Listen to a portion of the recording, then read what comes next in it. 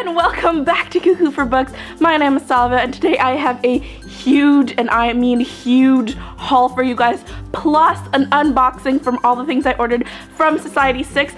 Oh, I'm so excited. First thing on my little pile is just this adorable little mug. I love the girl who's like struggling to carry all her books, and then more books, and the only thing I don't like is that there's a cat. I'm not a cat person, but I will learn to love this mug. First book on my pile is The Forgotten Queen by D.L. Bogdan. It's about Margaret Tudor, sister of Henry VIII and daughter of Henry VII. Don't know how many of you are fans of 16th century England, but I feel like Margaret Tudor is one of those people who doesn't really have a lot of books written about her. I'm glad I picked this up. Just found it on Amazon. It was one of my recommended picks, so thank you, Amazon, for recommending it to me. Next on my pile is The Night Sister by Jennifer McMahon. There are three little girls who play in a motel, this old creepy motel. They were all friends until an incident at the motel ruined their friendship forever. Many years in the future, they have to all revisit it. Should be good. Next up, yes, yet another historical fiction. This time I got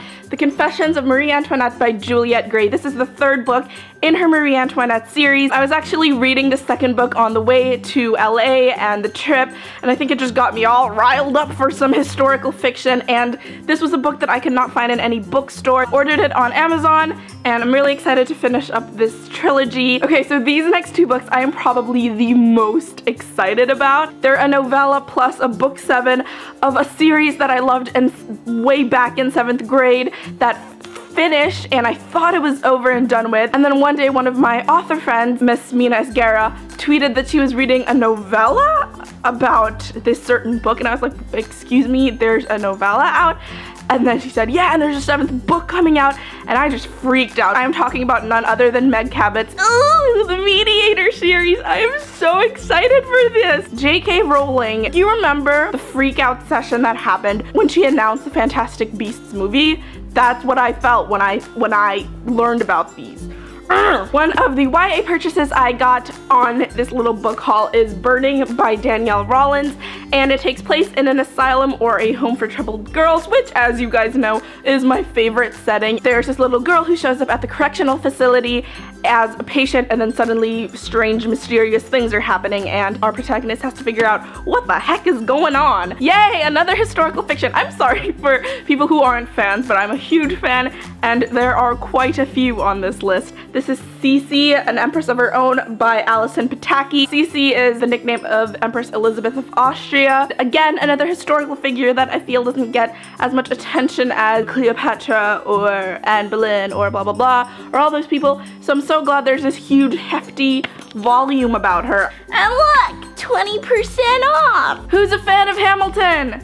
Raise your hand. I am. I'm a huge fan of Hamilton despite not being American. Do you have to be American to be a fan of Hamilton? I don't think so. I was sort of inspired, and I actually contemplated getting the biography on Alexander Hamilton by Ron Chernow, and then I realized that it's one of those books that I would be so tempted to get. I would be bored silly. The musical is amazing. Reading a book about how the financial system of America came to be, so instead I got a fictional novel, yay, more historical fiction, called America's First Daughter by Stephanie J. and Laura Kamoe. So this is about Thomas Jefferson's eldest daughter. This was to sate my little Hamilton obsession, seeing as I don't think I'll be seeing the musical anytime soon. Don't think I'll be reading the biography anytime soon, so instead I settled for this. Still on the subject of history, and this one I actually read during the trip because it was a pretty fast read.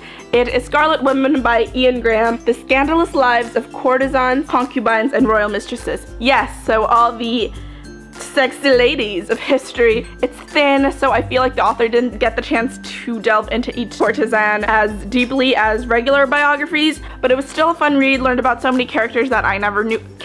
People. They're not characters, they're people. So many people that I never knew about. It's a great book to sort of go back and reread when you're looking for a bit of scandal in your lives. While reading this book, there was a story about how Louis XV took 4 sisters at one point in their lives as his mistress. And that just made me think, like, how did that work? Like, 4 sisters who have all dated, and by dated I mean noodled, with the same dude, and that same dude just happens to be a king. How did that work out? And then on my Amazon recommended picks, they recommended that I get Sisters of Versailles, but again, I didn't feel like getting it because, I mean, look at all the books. But then on my last trip to Barnes & Noble, I saw this just wedged in the little corner, and I took it as a sign, and I was like, you know what, we're gonna read this and we're gonna figure out how the heck 4 sisters shared a dude. Back to YA. I got Diva by Susanna Applebaum. It's Eloise meets Rosemary's Baby. There's a girl who lives in a hotel on the Upper East Side, and then suddenly the Queen of the Damned checks in. I don't know where she's gonna go with this plot line. It's just so cool and creepy and crazy, and just the tagline that said Eloise meets Rosemary's Baby, that just kind of hooked me. Another really creative YA novel I picked up was Wolf by Wolf by Ryan Grodin. As you can see, I'm currently reading it, and just from the dust flap, I was hooked. And I knew it was gonna be a good book. This takes place in an alternate universe where Hitler won the Second World War. Of course, there's a resistance growing. Our protagonist, Yael, who is a skin shifter, which means there were some experiments done on her in the concentration camp, and now she can change her appearance at will. So she goes undercover. They have this thing called the Axis Tours, which means there's a whole bunch of people from Germany and Japan who sort of race across the continent, sort of their version of the Olympic Games, I think. Goes undercover as one of the participants to get to Tokyo because the winner of the Access Tours gets up close and personal with Hitler, and that's how she is going to kill him. Did that summary not just blow your mind? I'm about almost halfway through, loving it, definitely doing a review, I promise you that. Next up, a book that I bought and immediately regretted, or will I? Please leave in the comments if this is a series that is worth reading, and I know a lot of people love it, I know a lot of people don't, I know the movie was terrible. Vampire Academy by Rochelle Mead. I don't know if I'm gonna like this book. Leave in the comments if you yourself enjoy this novel, but I started the movie and it was kind of not bad. If you're a hardcore fan, please don't shoot me, but I didn't find it that bad.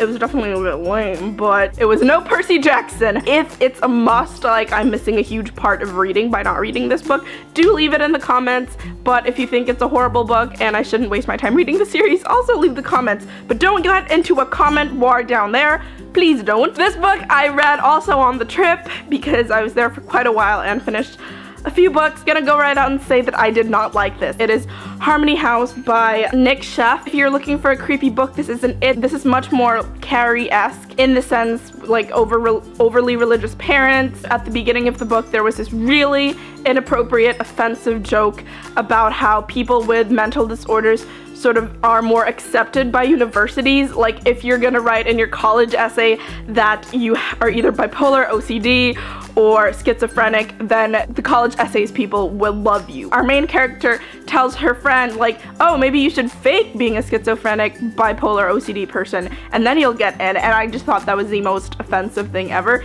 It's not something you use to get into college. It's certainly not something to make light of. And I'm gonna stop right here before I go out into a full rant, but I think from that point when I read it, I was like, I'm not gonna like this book. And it turns out I didn't. I just don't have the patience for people who treat mental illness like it's something to laugh about or to fake to get into a I can't get over that. Sorry. Rant over. Another creative YA book that I picked up, it is The Girl from Everywhere by Heidi Heilig. What a cute name! It is about a girl whose dad owns a ship that lets her travel through time. As long as her father has a map for it, he can sail to any time, any place, real or imagined. Oh, how freaking amazing is that? This seems like a great big swashbuckling adventure. Last two books and they are both YA. This one is First Life by Gina Showalter. Picked this up because I saw Poland Bananas books haul this, and while she was speaking I was like, that sounds like an amazing novel. So it's like you get 2 lives, and your second life you get to choose which realm you go to, and I just know this is gonna be good, and I just know I'm gonna pick a side and I'm gonna defend it with all my heart. I'm gonna be like, I want this realm. Already I'm looking at the nice fairy tale realm on the bottom and I'm loving it. Last book, whew, we made it guys, is The Kingdom of Little Wounds. The Kingdom of Little Wounds by Suzanne Kokal. tropical. It's a high fantasy. I think the kingdom is based after Scandinavian countries, and it's a Michael L. Prince honor book, and Gregory Maguire, yes, the author of Wicked, blurbed it and said, "I suspect and hope I shall never recover." Also blurbed by the New York Times Book Review. Been looking for a really good high fantasy lately.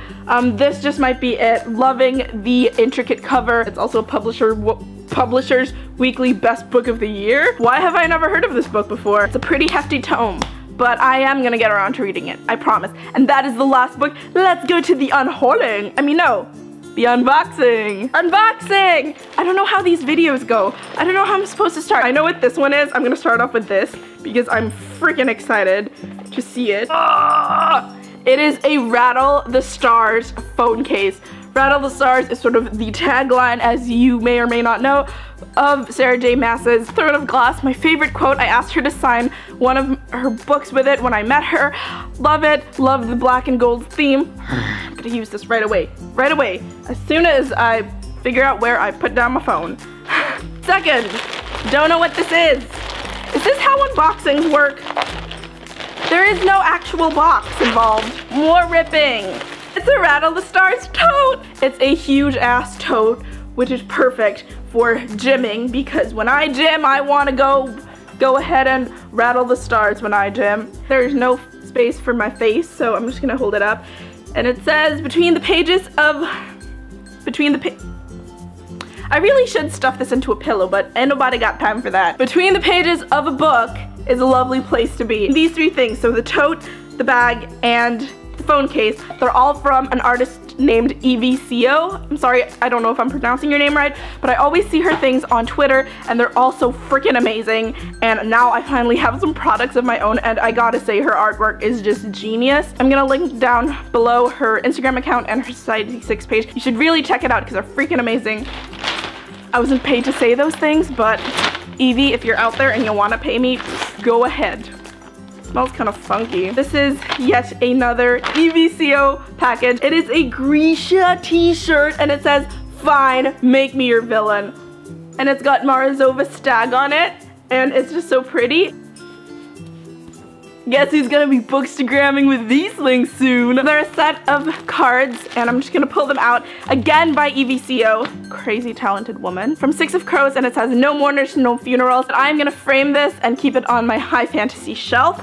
And maybe if you guys want one as a giveaway, it's a set of 3, so I could be giving away 2 for all I know, because I only ever need 1. If you want to receive one of these as a giveaway, comment down below. This one is from Bookworm Boutique, and I'm just gonna go ahead and rip it open.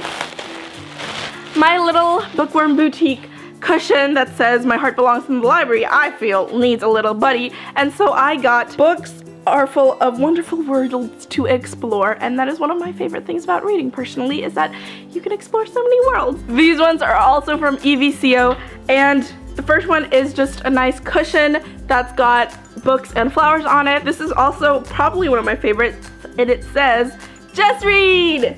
Oh, look how pretty it is. And that is it for my unboxing. First unboxing. How'd I do, guys? How'd I do? That is it for my crazy long LA summer haul, plus my Society6 unboxing. If you guys like this video, give it a thumbs up. Leave a comment down below. What recent books have you purchased? Don't forget that my April giveaway for 2 Victoria Aveyard signed bookmarks is still ongoing. All you have to do is go to the giveaway video, click subscribe, leave a comment. That's it. You guys can follow me on Twitter and Instagram, both at Cuckoo for Books, and I will see you guys next time. Bye, guys!